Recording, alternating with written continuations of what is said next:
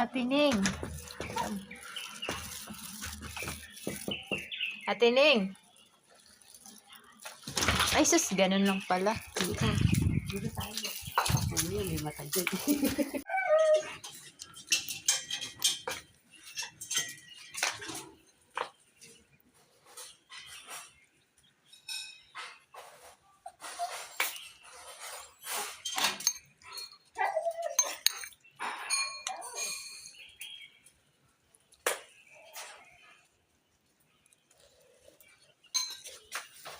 Sarap.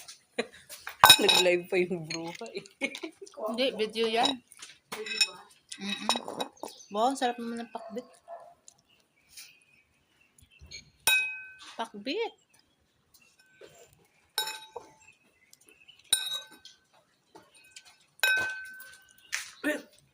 Bakit? Ito pa nga yung mga pilinansya ko, hindi ko pa naligpit. Shrimp? Ha? Shrimp halo mo? Ano? Shrimp? Alamang. Alam mo? Hmm. Ano ba? Parehas lang yun eh. Oo nga. Meron pa dun, marami akong niluto. Ano to? Sayang, walang chicken. Ako na to? Hindi ako nakapag-defrost. Tanghali na ako gumising. Anong oras na gumising? Mga Ay, di 11. wala kang di-off ngayon. Bakit? Di-off mo ba ngayon? Sunday ngayon, di ba? Eh kasi, iniisip ko kasi mag-ano ko pa. Kahit naman.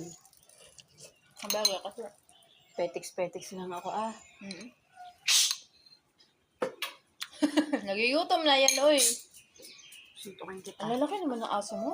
Kaya nga. Ano yun yung husky? Husky ba? Maganda daw yan eh, husky. Mabait. Oo, yung sabi ni Chris. Oo. Kaysa dun sa mga maliliit daw.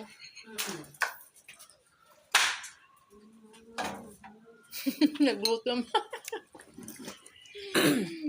Kasi maliliit, parang laruan lang eh. Malamig ba? Hindi masyado.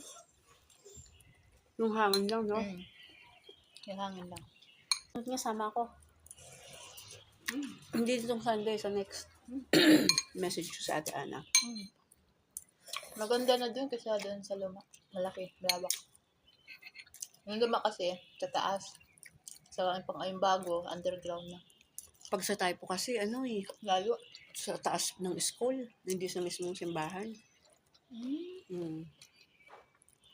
Inaayusan nila doon, may altar. Hindi ko alam yun. Catholic school yun eh. Yung di ba sa typo, mismong simbahan, katapat ng Philippine product. Sa typo. Hindi ko man alam Philippine product dun. Market. Oo. Huwag kang tatawid ng market, huwag kang tatawid. Diretso ka lang. Ayun na, simbahan. Parang, Konting lakad, simbahan na. parang yun din yung sinabi in-instruction ni Ate Ana, pero di ko mag-gets. Kasi hindi ko naman din talaga maano.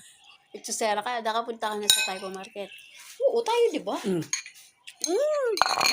Typo market, maglakad kang konti, yun na. Hindi ka na mawawala, itusera.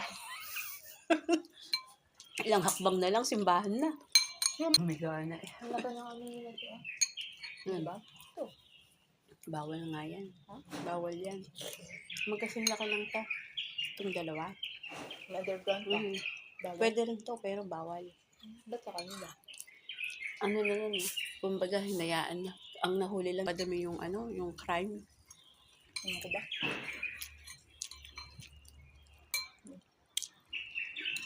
Medyo lang. Mas pag nasa atin ka, mas magandang privado yung buhay mo. Aray. Sa kumain nito to yan. May sopas pa. Grabe naman ito. Pinaghalo. Bakit? Hindi pa nang hingi sa akin ng ibang plato. Ay, pwede naman yan. Pinaghalo ko daw yung sopas saka ano. Gatay. Ako magsuldan. Hindi ako magsuldan. Yan yung may Kakaawa yung ganong sitwasyon ko. Oo, Diyos ko po.